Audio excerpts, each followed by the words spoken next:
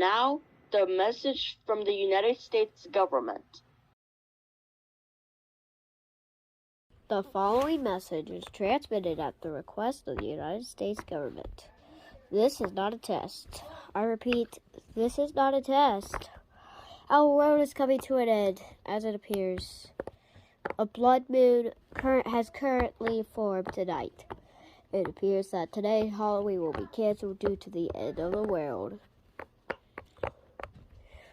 All residents must gather with their family, friends, pets, and loved ones.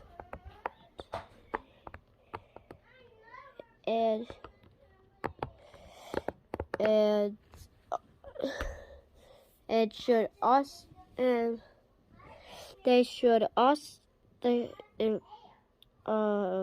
forgot the rest.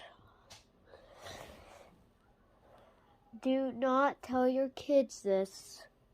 If they tell your kids this, then they'll start crying.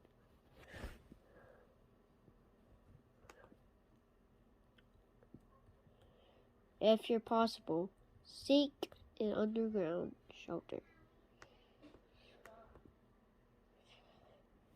If you're also possible, start reading the Bible. Wait, did I just look at the